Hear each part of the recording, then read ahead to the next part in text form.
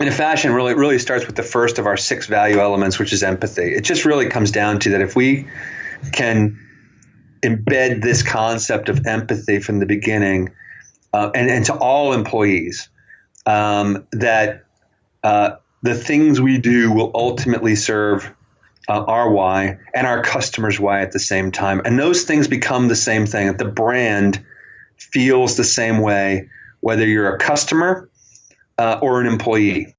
This is The Entrepreneur Way with Neil Ball. Unlocking the secrets of successful entrepreneurs 7 days a week. Subscribe to our podcast and follow us on Twitter at Neil D. Ball. Napoleon Hill said the power of the mastermind is the driving force. To discover how you can unlock the potential in your business using the power of a mastermind, go to mastermindunlimited.com. And now, here is your host, Neil Ball. Hello, it's Neil Ball. Thank you so much for joining me today on The Entrepreneur Way. The Entrepreneur Way is about the entrepreneur's journey, the vision, the mindset, the commitment, the sacrifice, failures and successes. I'm so excited to bring you our special guest today, James Quigley. But before I introduce you to him, I have a quote for you. Amin Maalouf said, "You can't say history teaches us this or that. It gives us more questions than answers, and many answers to every question." The Entrepreneur Way asks the questions, so we all get the insight, inspiration, and ideas to apply in our businesses. James, welcome to the show. Are you ready to share your version of the Entrepreneur Way with us? Absolutely. Looking forward to it, Neil. Thank you for coming on the show, James. I really appreciate it. James Quigley is the CEO and co-founder of Canvas, a Virginia-based company that is revolutionizing the way data is submitted and collected through mobile. James has a long history of building successful wireless companies. Prior to Canvas, he was Vice President and Managing Director at Encode Wireless, which was later acquired by VeriSign. Other successful startups that James has been involved in include Aether Systems, Orbcom, and Peak Technologies, which was formerly a division of R.R. Donnelley.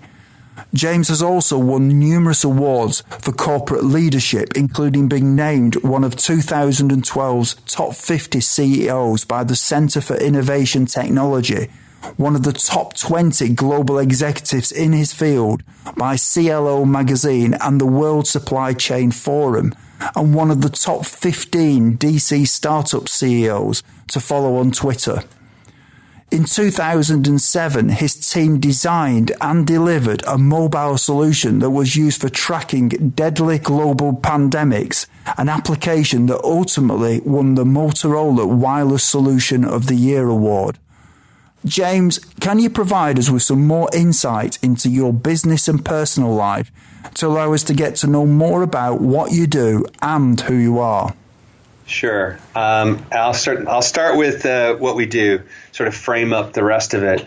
So I'm CEO and founder of Canvas, as you probably heard already. But basically what we do is all summarized in our belief statement, what we believe in. And we believe that if organizations, groups could more dynamically collect and share information, it changes how we connect. It changes how we connect internally. It changes how we connect with our customers, and it changes how we learn about, what we learn about our businesses. So we created a platform that allows organizations to automate their work processes. And you can sort of read that in a really simple personification, is that it typically started by replacing paper forms.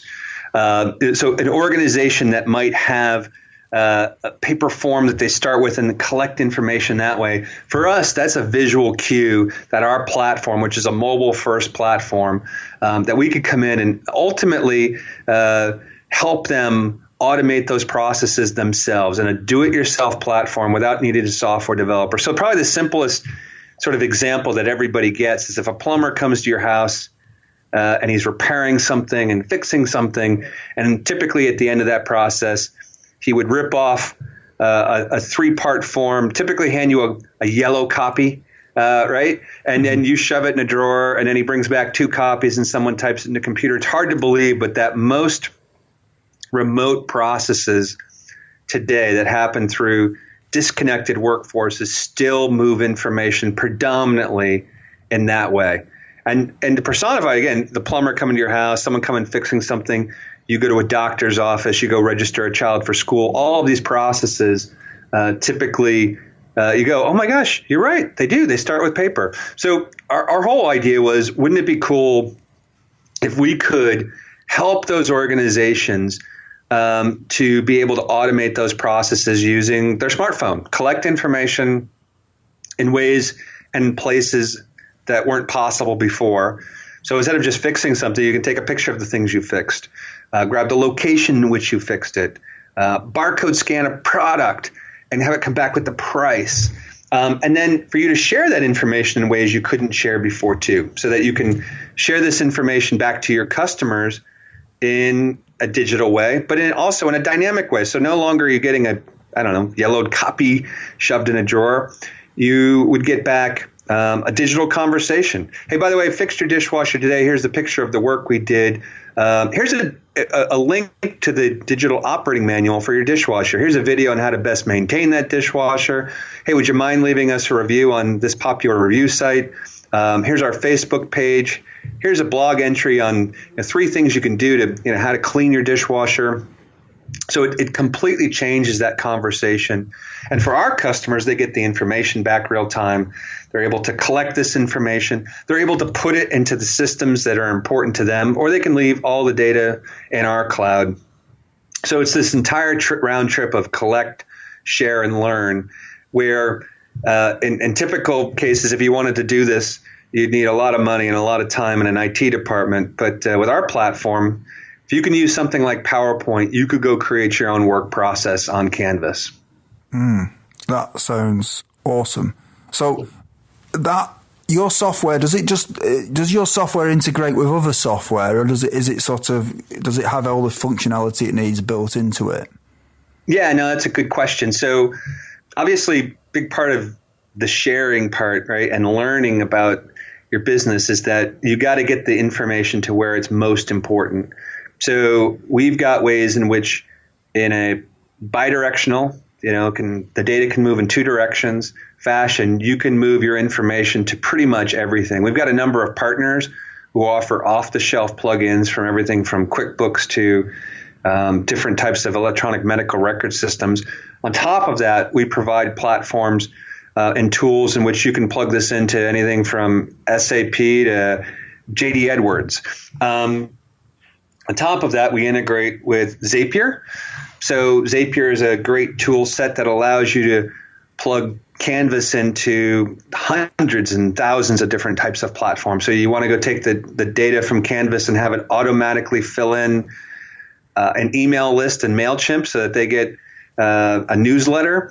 You can do that. You want to plug it into Salesforce.com. You can do that too. So absolutely, there's part of our whole sharing model is to make sure that you can, as easily and elegantly as you can use our entire platform, that you can go get the data to where you need it to be most important for you. So is it just on a mobile, is it just on handheld devices, or does it actually work on a PC as well? Yeah, it does. We have a desktop version for collection, and then you can use the web to go create the experiences. So you don't need to download any software to go create these applications. You log on to the web. The company's Canvas, but the website's gocanvas.com. And then you can create the experiences using a browser. And then when you publish it out, it goes out as an application under the Canvas platform. So you download just one app, Canvas. Works on every major device, including PCs, and then you can once you log on there, you get the applications that you've built in that framework, and you can have as many as you want. Our typical customer has somewhere between 7 to 20 different applications that they're using within the first year of becoming a subscriber of ours. When I had my quite a large business, one of my pet hates was having to re-enter data on different pieces of software. And the concept of what you just said there just gets me excited just thinking about it. That's just awesome. So it's definable by the person who uses it, and it integrates with all these pieces of software, and it saves people having to re-enter data. That sounds fantastic. So how do you actually charge for your product? It's a subscription-based service that is by the mobile subscriber. So if you've got 10 inspectors who are inspecting potholes in roads, and they've got mobile devices and they log on, there would be 10 subscribers, and it's per user per month or per year. We have a usage-based model as well. But in those cases, anywhere from $15 to $35 a user a month. Mm-hmm. Okay. It sounds very impressive. So what do you enjoy most about what you do, James? You know, I always love this question, or I love this question too. You're an entrepreneur, and I guess I am, by the sheer fact that I'm passionate about solving problems in front of me. I'm not necessarily passionate about I got to start a business. I've always been passionate about, seeing and opening a problem, where someone's struggling or someone's seeing that it could be just so much different. They just don't know it, and what technology can do as a tool against that. And hopefully to delight you, not just to say, I'm going to make it better, but to delight you and surprise you. And I think what I love most is that our platform and talking to our customers and our partners and seeing the percentage of them that write us back. We have a Slack channel just for these types of stories, and they get filled up definitely many stories a day where someone is blown away by something that our platform does for them, or surprises them, delights them. And I think hearing those stories, which is why we built this in the first place, why you build anything in the first place, really, right? Mm-hmm. Is to serve, is that hopefully someone else will find value in it too. And that we're seeing this in, massive volume. We've got customers now in 70 countries, and which is great, seeing that most of our business is completely inbound, people learning about it themselves and signing up for a free trial. Do you have any examples of the stories that you talked about there where people have been absolutely blown away with what you're doing, with an example of your application of your software? I have a couple that are really sexy, big name brands like the Olympics or Pepsi. But you know what? Probably the times that, and those certainly feel good when companies like that and other brand names are using your product, and that's probably for my own element of my ego, right? Mm-hmm. But probably the times when it's been most impactful for me is when a business has told us, and I remember one just from fairly recently, and it was something that sounds kind of ridiculous now to get excited about, but they were like, hey, this part of my job, and it was actually something as simple as at the end of every year, someone in this small company had to go locate all of this information, all these bills, all these purchase orders from working with these customers, and gather this together and get their taxes done. And what they told us was that it was such a painful part of their business that sometimes it wouldn't happen, or sometimes it would just be the last person who have to do this, and it would be the bane of their end of their year, right? They would hate it. And it caused such distress in their company. It's not what they do, right? Companies don't, unless you're a tax provider, obviously. But, this company didn't do that. And yet they had to make it their job to do this. And so this thing that became wildly painful, at the end of the year, they literally just logged on and had all the information. And it went from 3-4 days of pain and suffering to an hour or two. And it was so cool. It's so cool to hear those types of stories where someone would say, you have no idea. This just took the suck out of my business, right? And which is not a good tag phrase for any company, but we've considered it. Canvas, we take the suck out of your business. But that's really what we end up hearing, is in many cases that there's an element of wild delight in that, listen, there's not much that's been changing about this part of people's businesses. 90 to 92% of all businesses still collect disconnected information from disconnected workers, predominantly on paper, which is hard to believe. So not much has changed about this business since, stuff was, cuneiform was, knocked into tablets. And so for a business who makes this type of change and then they suddenly see all the other supplemental benefits that they didn't expect, that's when people go, this isn't about me just getting my data back.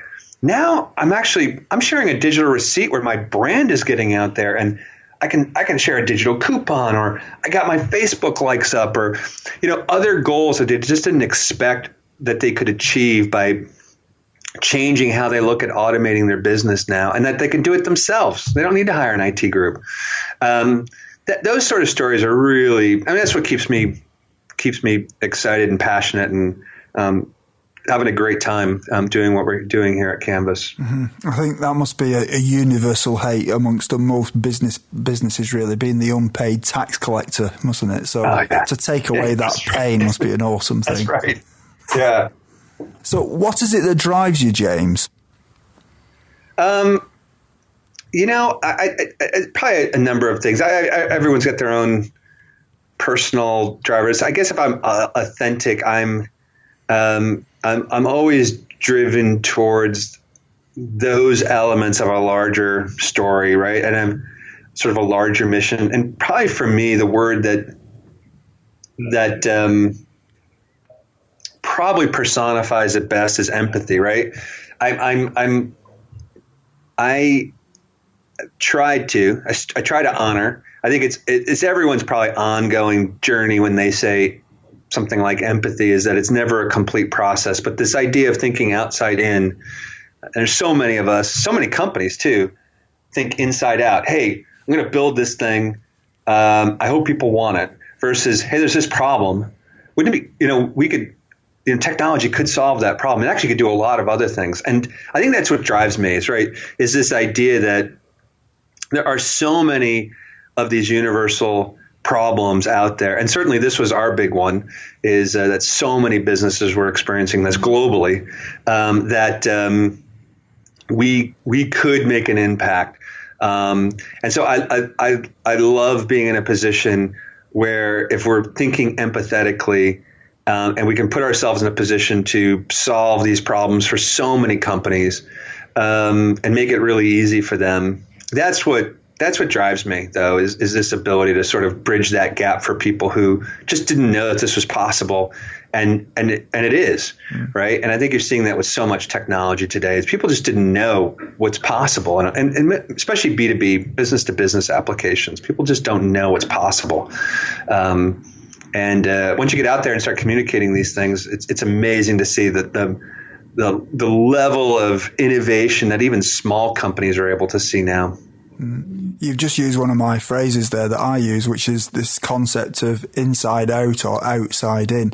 So how do you know what people are looking for from the outside in? Because it's obviously a difficult transition to make, that, isn't it, for a lot of business owners or businesses? Because you always see it from your perspective, and it's difficult to see it from the customer's perspective, which is obviously the best way to create a product, the best way to market a product. So how do you do that? Well, so it's a great question. And I'm actually going to use sort of the example of a product like Pinterest, right? Mm-hmm. Is that the people who created Pinterest, let's say the first employees at something like Pinterest, had amazing empathy for what Pinterest could do because they were customers of Pinterest. They use Pinterest, right? They were passionate about Pinterest. They love what it did. They used it. And so they had amazing empathy to understand what those customers wanted, right?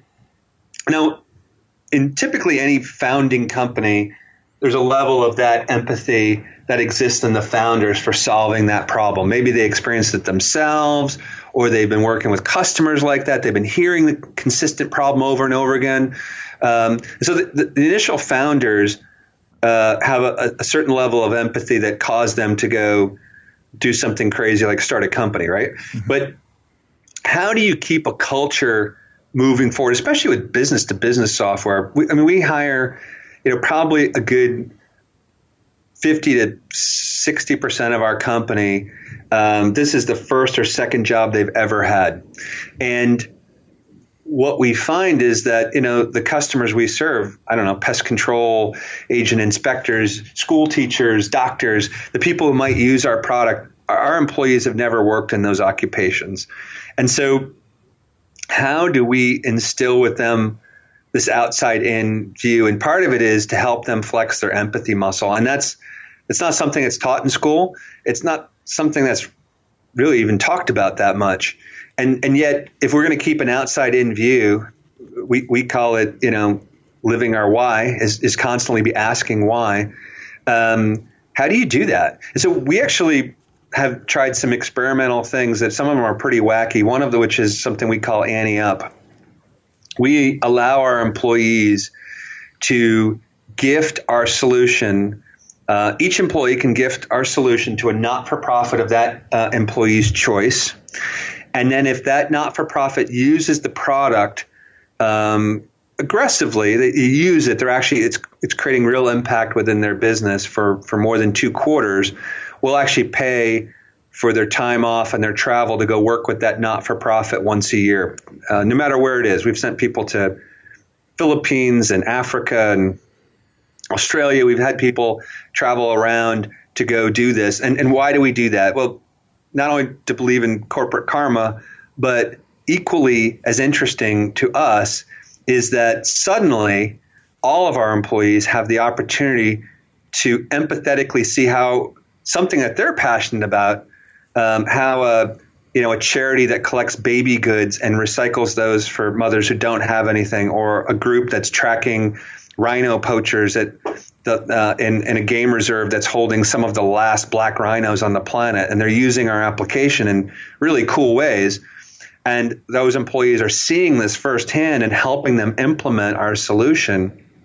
What happens is they come back, and what we find is those use cases are no different than a teacher, a plumber, the doctor. They're collecting, they're inspecting, they're servicing, they're witnessing some information, they're sharing and collecting, and they're learning about their business. And what happens is our employees start flexing their ability to be empathetic by doing something they're really passionate about and seeing someone use our product firsthand in the field. So that's one example. We try to do other things to get our team to flex their empathy muscle. I don't think it's not a one size fits all type of solution or strategy, but I think it's one in which if you don't have a strategy for as an organization, the larger you get, the harder it will be to stay an outside in thinking company. It just applies to so many things, doesn't it, when you think about it? I mean, it applies to the products, it applies to sales, it applies to marketing, it applies Absolutely. to the way your own staff talk to the customer. It's just everything, isn't it? Absolutely. We actually have conversations at all hands meetings about each group's way that they embody this idea of our culture, which is that we ask why, and we also make sure that our why is at the heart of the things we do. The things we choose to do are sort of guided by that, and if it doesn't serve our why, then we don't do it. Mm-hmm. And James, how do you relax when you're not working in your business? Right. That's always a challenge, right? As an entrepreneur too, is that you passionately, is it a job? Is it a hobby? Is it and truly that is probably part of the case. Now I'm blessed that our organization has customers in different locations, and we have customers in some offices in different locations. We have an office in Sydney, Australia, that covers Asia Pac for us. We have an office in London and in Singapore, and so I get a chance to passionately to sit one-on-one with partners and employees in different locations.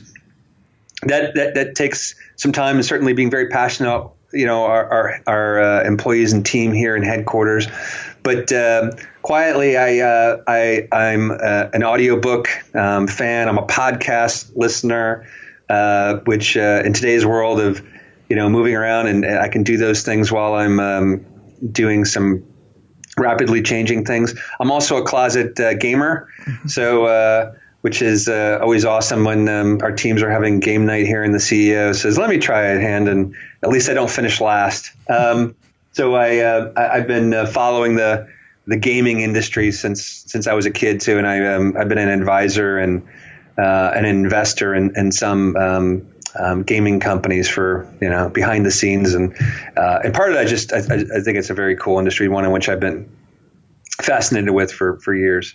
Do you have any entrepreneurial role models?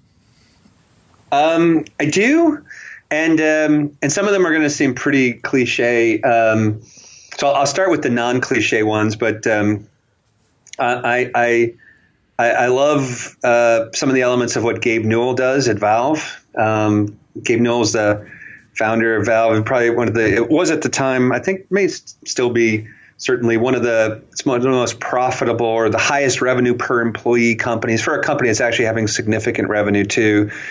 Gaming company out of the Pacific Northwest, known for a number of games, but probably most now for Steam, the network for delivering gaming properties.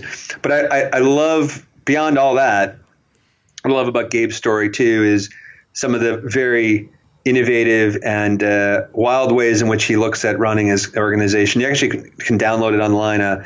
Very cool. Their HR book on how they hire. The Valve way.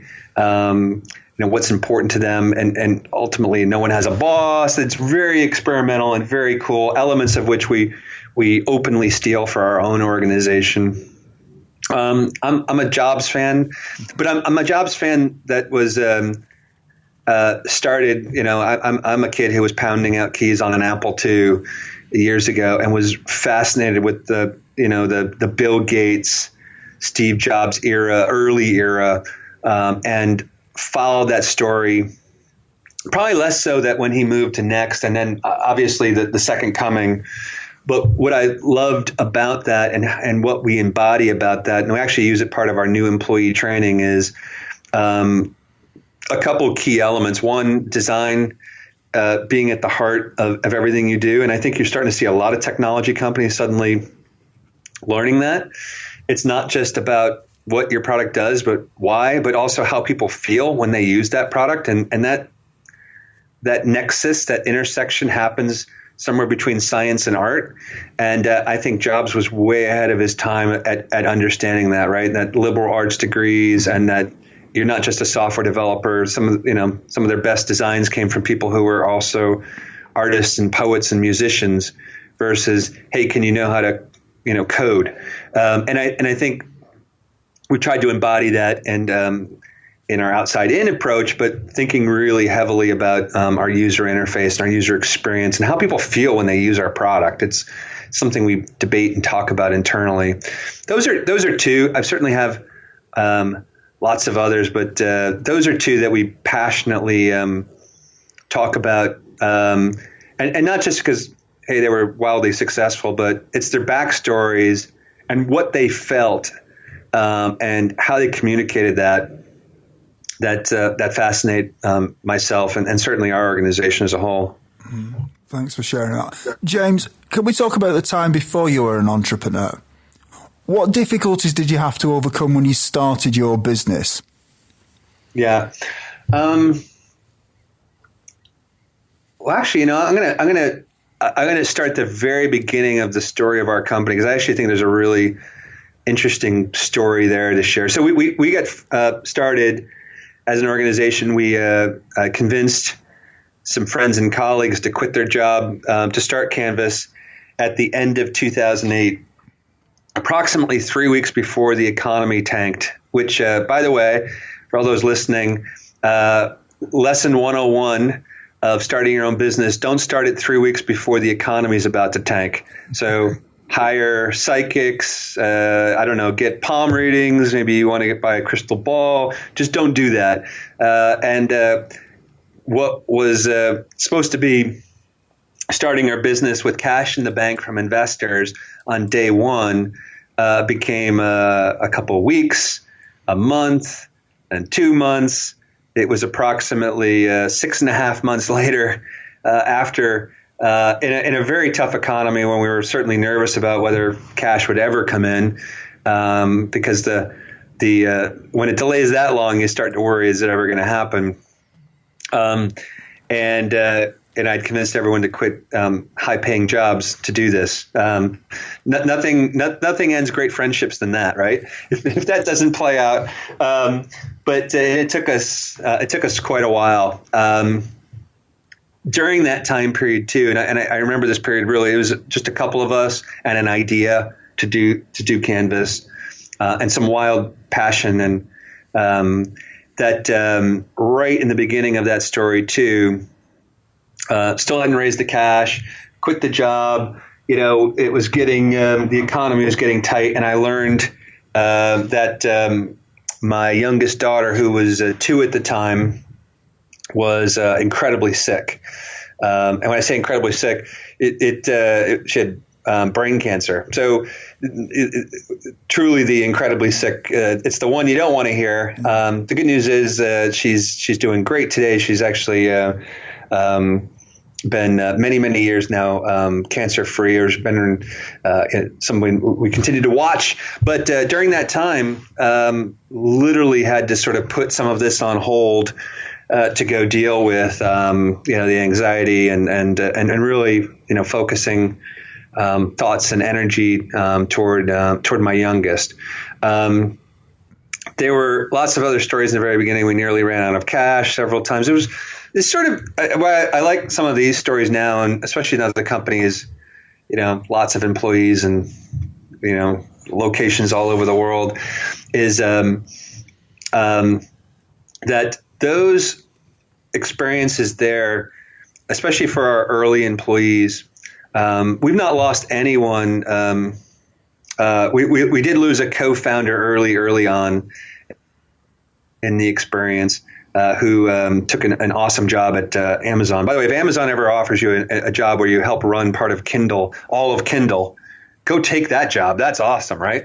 Especially economy's crashing, and you get startup world, and you've got kids yourself, and so he made a choice and moved on. But beyond that, all the people who took that journey with us, of the original 10 employees, everyone is still here and wildly passionate. And part of it is, I think they all lived elements of this story early on. They felt that the early founders, the first 3 of us, were really forged in fire. We had to sort of go and in my case, zero out every bit of cash we had. We had to worry about whether it'd be any money. We had to, worry about there's other things much larger than us and this company that we had to go, worry about. And I think when that happens, it puts a lot of things in perspective. It also forges you, right, in fire, which is a great thing when you do come out of a bad economy, is that so few companies come out. And when they do, they all have different stories. And what you typically see is those companies that do come out have the greater chance of being successful. So, yeah, I think that's the stories that I remember most about the adversity, prior to this really being a big entity. Yeah, it sounds like you started at the best time for you, James, not the worst time. Yeah, it could be, that could be too. Because if you think about it, at that point in time, everyone else was probably trying to cut costs and trying to survive. Whilst you were trying to survive, you didn't have all that baggage that they had to deal with. And as a result, you're much leaner, and you started out at the best time at that point. Right. No, that's a good way of putting it. I like that, Neil. You don't know anything else, do you, when you start at that time? If you think about it, everyone else is complaining about it, and you're just glad of every bit of business you can get at that time because you've never seen the good times. So that's just normal for you.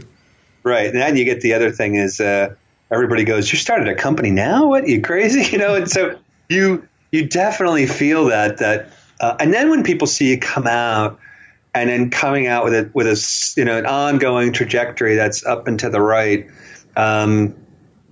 it certainly adds not only to the story, but it really it does. Those people remember, wow, I do remember questioning this, and now, wow, look at what you've done. Mm-hmm. So yeah, you definitely see that, and I would agree with you. It probably was the best time. When you're in it, it's certainly hard to view that until when you get to the other side, you go, oh wow, it probably was the best time. It certainly didn't feel that way at the time, though. Yeah, I think after the Wall Street crash in 1929, I seem to remember that more money was made after that than for a long time before it, and it's happened with other recessions, hasn't it? I think so. It's a good time. Did you have any doubts that delayed you starting your business? Yeah, I mean, there were certainly early indications the economy was maybe going to stumble or was stumbling. I certainly had to convince some teammates and myself and family members that I got a great idea. By the way, this is always a good story. Hey, remember last year's paycheck? It was really good, running a big group within a large company.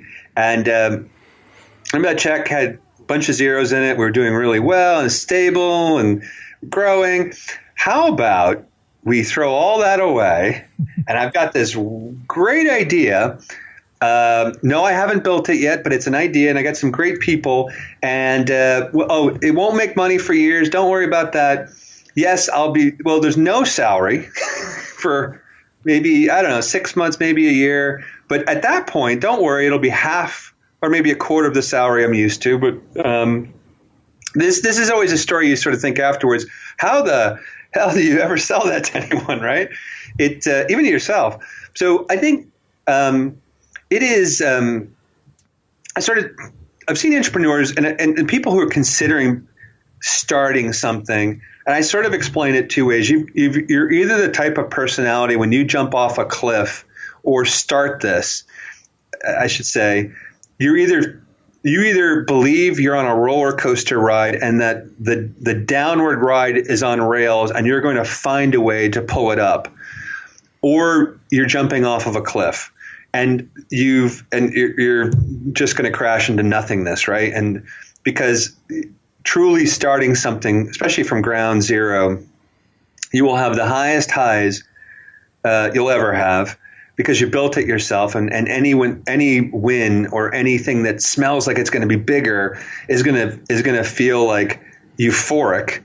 But you're also going to have some of the lowest lows because there's no one you're not surrounded by thousands of people, sharing in these things. And any downward movement, again, gets you to be confused that you're not on a roller coaster ride or in an airplane, that you're actually in a free fall with no parachute, right? And nobody wants to be in a free fall with no parachute because they know what happens at the end.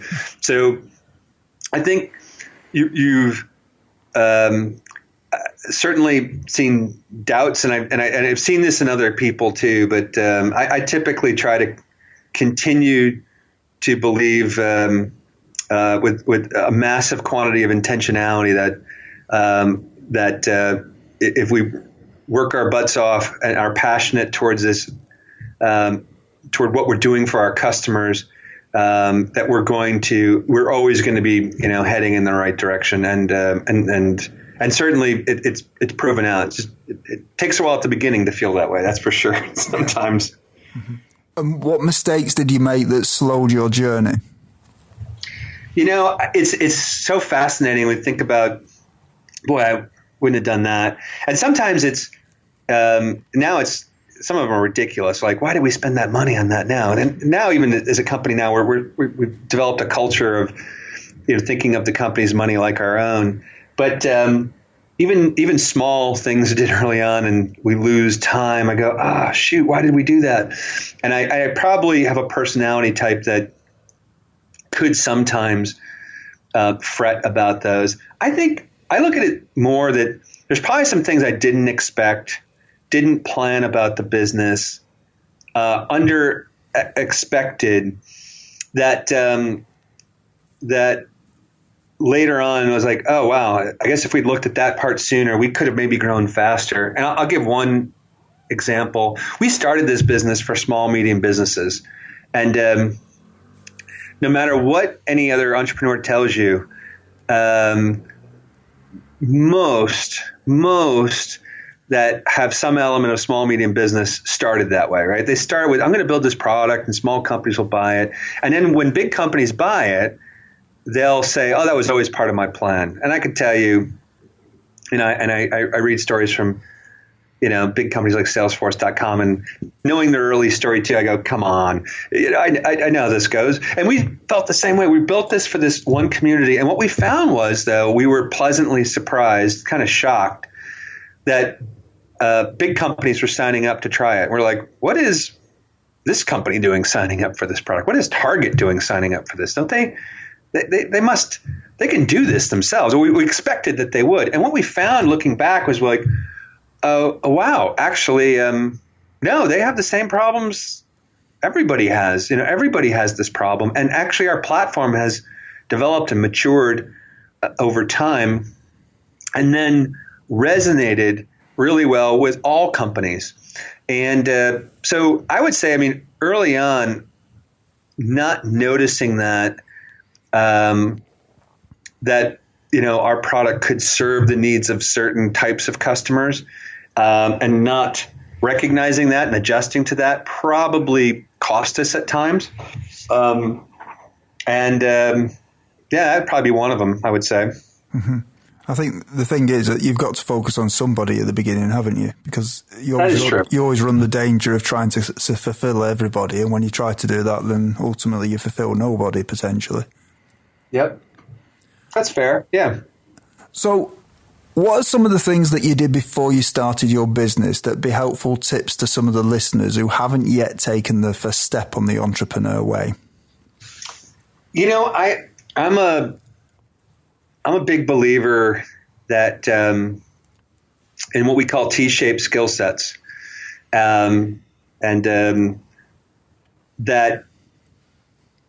I think companies used to start themselves or would look at employees like snipers. They get this one job, do it really well, and then they put their weapon away when something else is afoot. And we really believe in T-shaped skill sets, and why that's important when I talk about what I did beforehand and what I'd recommend is when we say T-shaped skill sets, we like to hire generalists who bring a skill set in a particular area that is really complementary and needed by our group. And so we love, for example, with salespeople, we love people who are great at communication and that can empathize with people, that can start conversations, that are problem solvers. And yet then when we look at our generalists, and some of those we expect of all employees here, right? We expect people to be good communicators at Canvas. That doesn't mean they have to be good, public speakers, but that they can adequately communicate a position and advocate for themselves or an idea. And there are other T-shaped skill sets that we look for, throughout the company. But I'm a big believer in today, too, is it being pretty well-rounded, and that you can bring not just one very specific thing, but that you've got general skills to be able to do a bunch of things. Because that's the reality. When you start a company, you're going to have to do everything. And then as you grow, there's ways in which that skill, that capability of all your employees becomes a major asset. I would say, too, is going and getting mentors and being vulnerable enough to do a lot of listening, too. Share your ideas, ask a ton of questions, and get people passionate about you and your ideas so that you can get feedback from that. I think the combination of those two things help a lot. There's certainly other things, very specific things you could do, but I always find those two things are great. You need those in the tool chest at all times. Can we now talk about your entrepreneurial journey a little bit more, James? Do you think culture is important from the beginning in a business? Yeah. So actually, I'm probably going to steal a question from your future with this too. We've got written on our wall right near the entrance one of my favorite quotes, which is "Culture is strategy for breakfast," which is a Peter Drucker quote. And what I love about that, and something that we've lived since day one, was that we live in a world now, and I'll even go backwards. We used to live in a world where you had a great idea, you'd go build a product. 20 years later, a newer company would come along, disrupt you, and so on and so forth. And so you could build something, one thing, and go from there. Your whole thing could be around your what and your how. And the problem is today, the opportunity today is startups are disrupting startups, which is just wild. We've never been in a time period like this. We're talking about Google being an old company now. It's barely, in the life of companies, it's barely been on the planet. Facebook is being disrupted. Companies that are still considered in their infancy, what we used to consider their infancy, are now being disrupted themselves. And that process is only happening faster and faster and faster.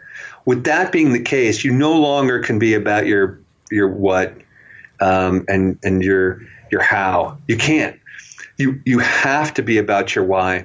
And then if you truly are that way, you disrupt yourself. And in order to do that, though, you have to, before your strategy, before what you do, you have to have a culture that's going to be able to support that, and a culture in which you're proud of. And it's not just about creating a vision and a mission statement and putting that on a boardroom wall. More so than ever before, I think culture is wildly important. It's one of the reasons why you're hearing about it more and more. You never would have heard in a quote 10 years ago in a business, very infrequently, I'll say, in a business interview, so much talk about culture. And yet, why are people talking about it today? Well, because it has a real capitalistic value that if you don't have the right culture, you won't hire the right people, and you won't put yourself in a position to be able to disrupt yourself, and that on understanding it's not about what you do, right? It's about why you do it. So we believe that. We believe that from the very beginning. We definitely pray at the temple of Simon Sinek, if you know him, the great guy who sort of talks about the golden circle, and we make that at the heart of everything we do. So we don't just give lip service to culture. We've really baked it into the DNA of our organization. And without it, I would expect that someone will come over and steamroll us someday, right? Or our customers will get rid of us. And in today's world, they can do that. The software as a service world, you can be, your customers can disrupt you by getting rid of you. Yeah. So the culture in your business, is that something that you've designed? And if it is, how have you actually created the culture within your organization? Yeah, it is. And how we created it was an understanding that it certainly has to be embodied by the top of the company, but that it has to be something that everyone can live. And not just because it's on a boardroom wall again in a framed plaque or in a frame that's sitting there that nobody ever looks at or thinks about. So we embed elements to what we do that help people live this culture. We train to it. All our new employees, even before they take a job here, are learning about it. They're seeing it. They read articles before they start from me on elements of the pieces of our culture. And by the way, not everybody fits in our culture.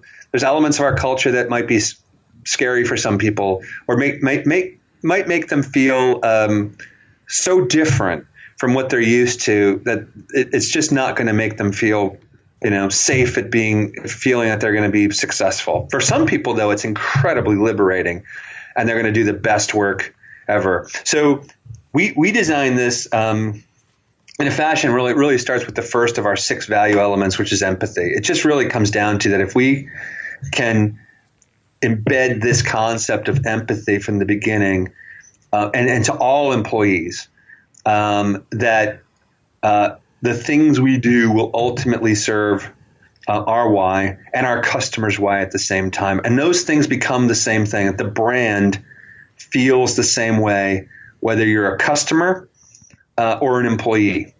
And I think we all see this today, that there's some brands we go, you see a TV commercial about that brand, you talk to employees of that brand, you see customers, you walk into a store, and all of those experiences feel very different, right? And because the culture of that organization is not the same for customers and employees, and it feels different, and now they're marketing it in that way. So it's one of the reasons why our head of culture and head of HR sit in our marketing group, is that, and near our product group, is that our hope was those groups authentically stay connected, and that it feels the same way for employees as it does customers. Mm-hmm. So did you say you've got 6 core values? Is that what what you said? Did I hear you rightly there? That's correct, yeah. So the decisions you make in your business, you measure against those core values in essence. I think that's what you're saying, isn't it? Yeah. That's absolutely correct, right. So everybody knows the core values, so then they can make decisions that fit with those core values. That's correct. Yeah. I'm just thinking on the fly here, but how do you create innovation in your employees? Because obviously you need innovation, don't you? Right. No, and I think, so what we say is empathy is the currency of innovation. Mm-hmm. Is that without your ability to think from someone else's perspective versus thinking outside about how someone might feel, but can you put yourself in someone else's shoes? Can you practice that?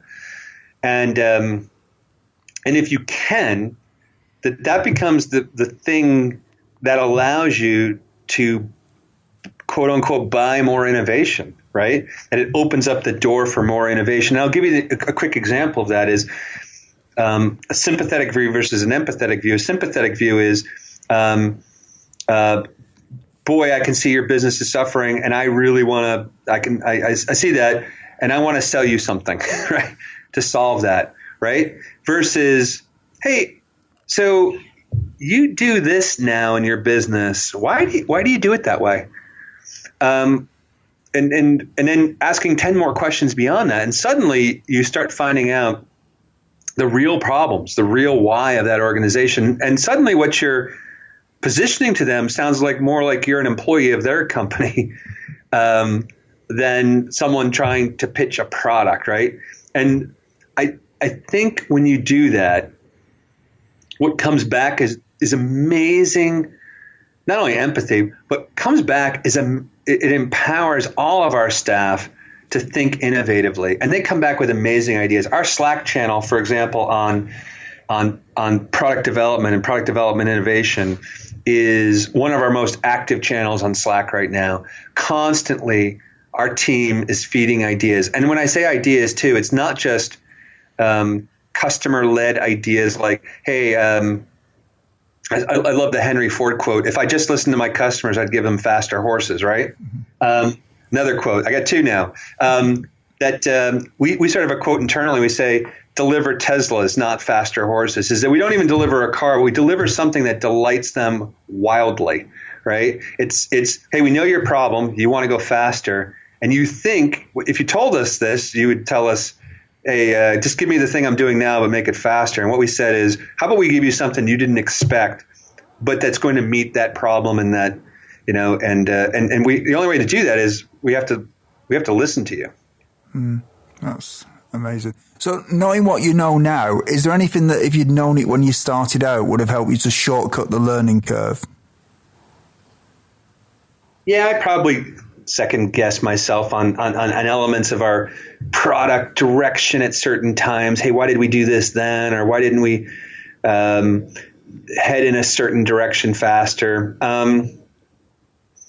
So I think there's probably been times when, I will say this, but probably almost always, if I've ever second guessed my gut on hiring someone, and or in a certain direction, and I got convinced away from that I've always found afterwards, I'm like, let's say 99.9% of the time, I'm like, oh, shoot, I should have listened to myself.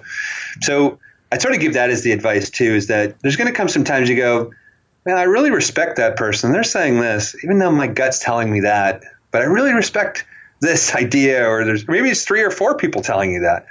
And almost to the letter, every time I've made a decision like that, I've always gone, shoot, I just wasted time and resources and energy. I shouldn't have done that. I should have trusted my gut. And that's, I think people have to listen to their gut more often. Yeah. Well, you led me very nicely into my next question there. And how much does gut feeling influence your decisions in your business then? Yeah, I mean, it certainly has to be a measured thing, right? And we say, if we're going to treat everyone like employees, which is one of the elements of our organization, is empowering people to feel like owners and not employees. You have to then not just offer up ideas, right? That you have to be able to offer up the prediction of what you think is going to come from that. So it's the measured back half of gut, right? Is that I'm going to trust my gut, but I'm going to do the back half of this equation, which is, I wonder if I go in this direction, I'm predicting and I'm going to analyze where I think that will take me. And then how would I measure that? And so as much as possible, we try to do this with everybody, try to teach people not just to offer ideas, but to be willing to product manage an idea forward and lead it. And that you don't just come with an idea or even just the energy, but that you come with the predictive components of, I think if we do this, this will come out of it, right? So we trust our gut a lot, and we're allowed to fail fast. And in fact, part of one of our sub-core values is we beg forgiveness versus ask permission. How many CEOs tell you that? I'd rather you beg forgiveness and take a chance, as long as you don't do it in a vacuum. So we try to empower other people to listen to their gut, but to not do it in a vacuum, right? Is that you go and bounce not just the idea, but the prediction of where that idea is going to take you, and you feel against that, right? Life is made of constant change, whether we like it or not, and many people say the only constant in life is change. James, how do you try to keep up with change? That's a good question. I think I try to force myself to put myself in uncomfortable positions often, and in positions I haven't been in before, or positions that I would normally, this doesn't smell like me. I would not normally do that, but I'm going to try that experience. So I open myself up to try a lot of different experiences. I love to travel. I think that's really important in today's world, especially today's world of delivering technology. It used to be, hey, I'm going to open up something, I'm going to sell it in the United States, and 10 years later I'll go to Europe, and then 10 years after that go to Asia. When you launch a product today, you're global. Pretty much most things we do, not everything, certainly Canvas. The day we turned it on, we were getting people signing up for the product all over the world.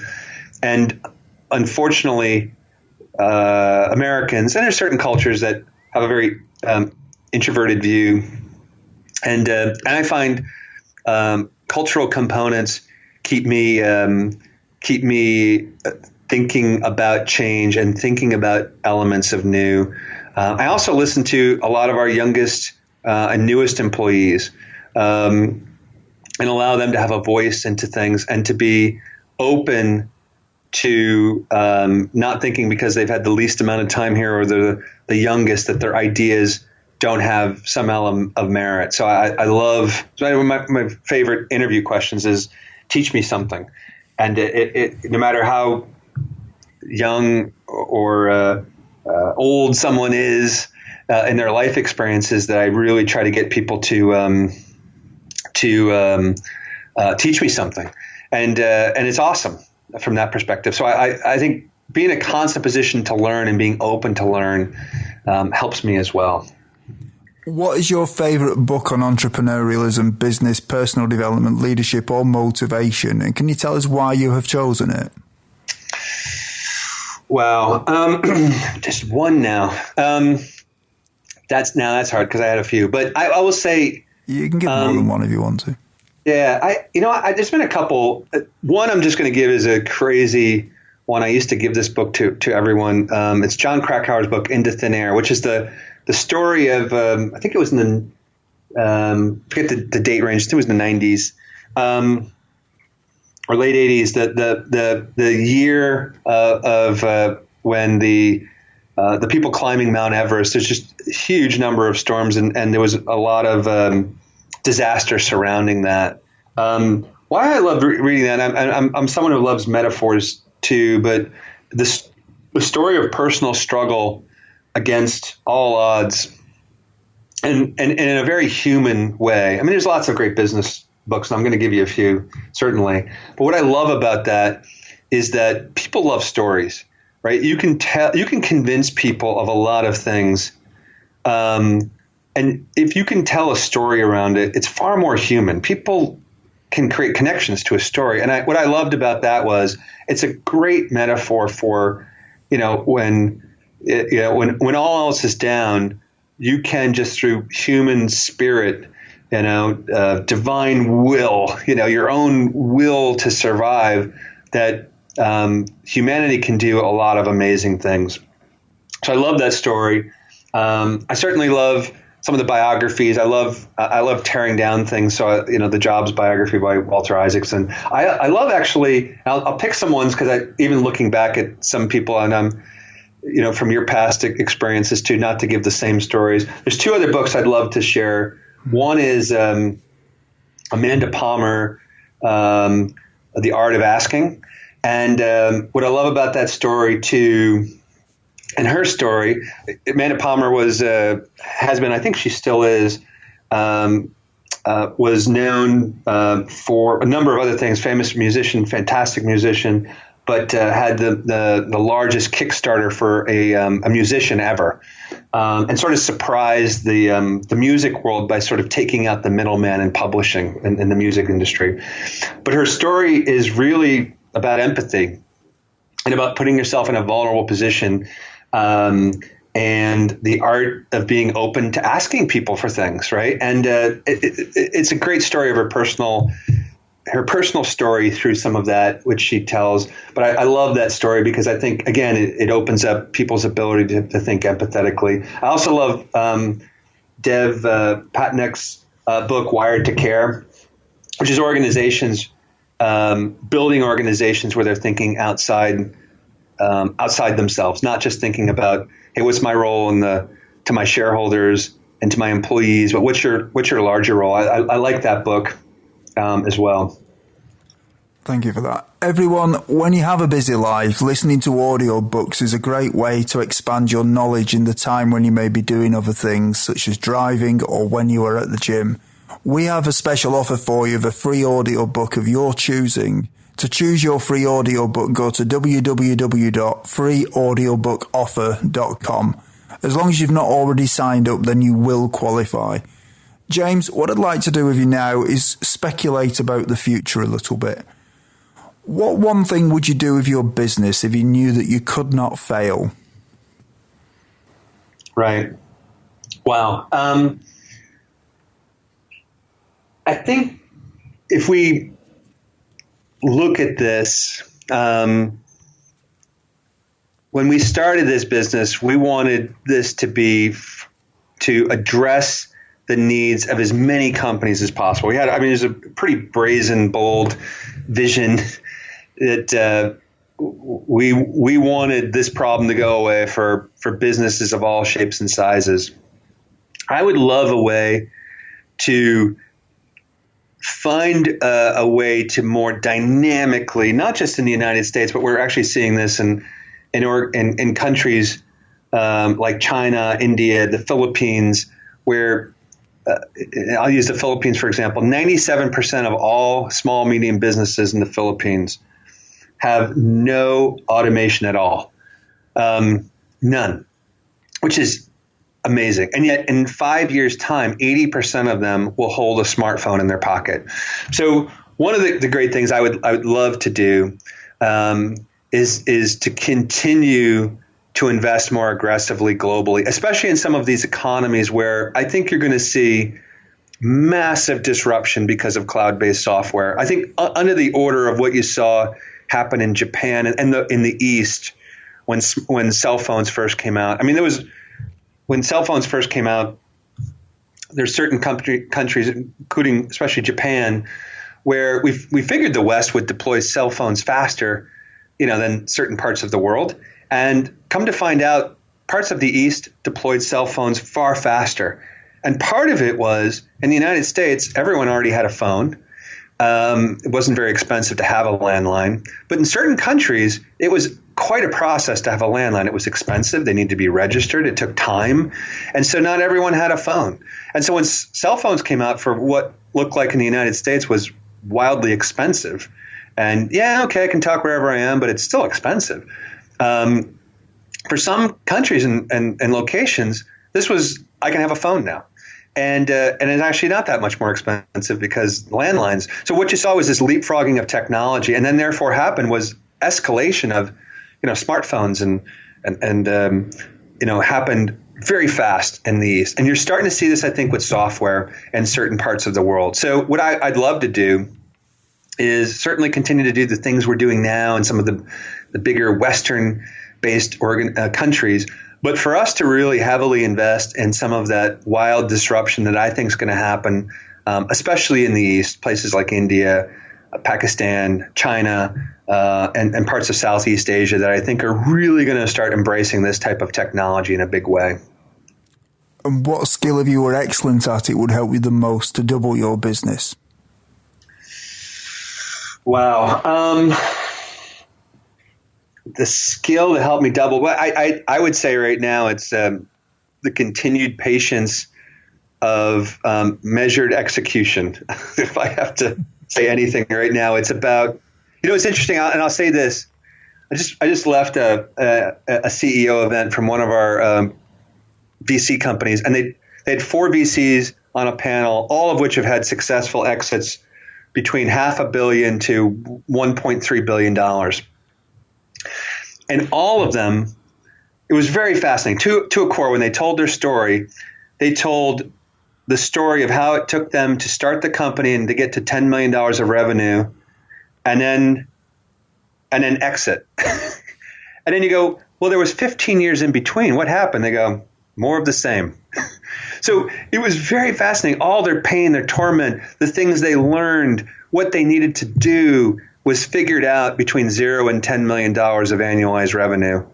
And that's when they learned so much and what to do. And then it was just executing on that. And we're at that phase now of going, we're at that beautiful phase of going, we just got to do this, and we got to keep doing it at a higher order bit. We got to do it at a higher level, but keep doing this, right?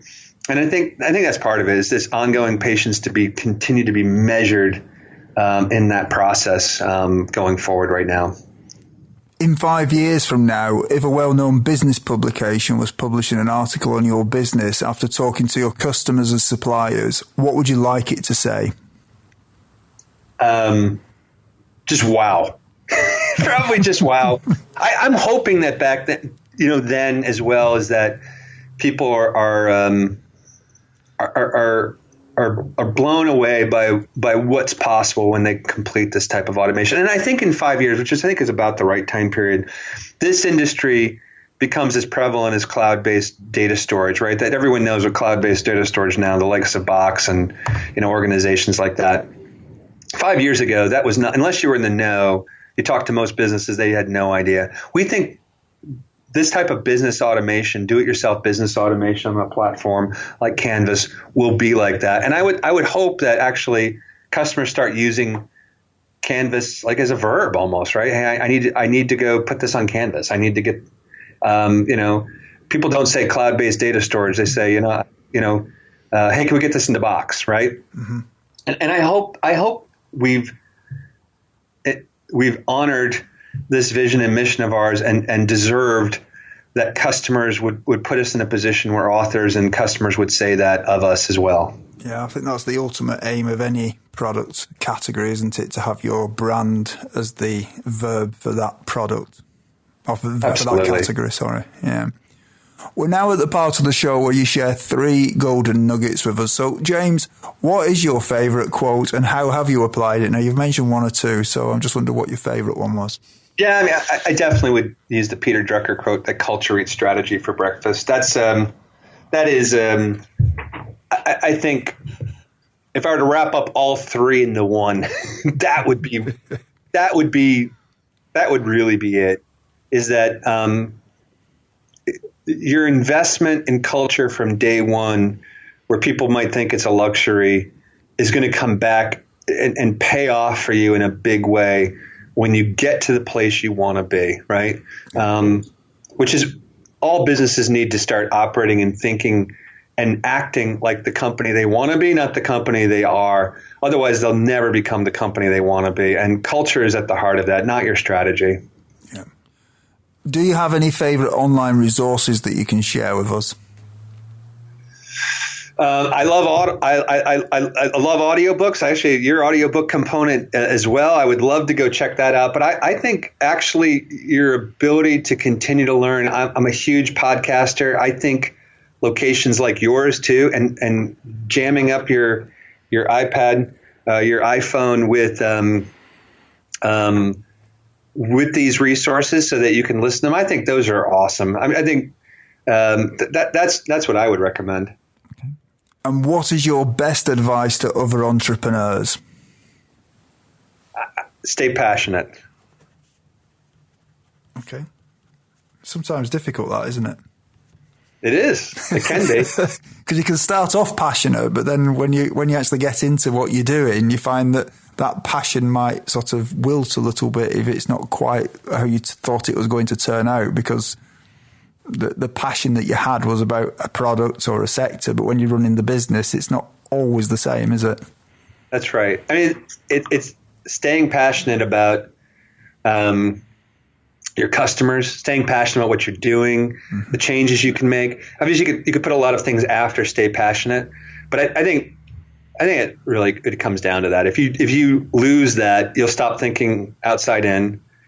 You'll stop. Especially if a startup, most startups, they were trying to convince someone to do something very different.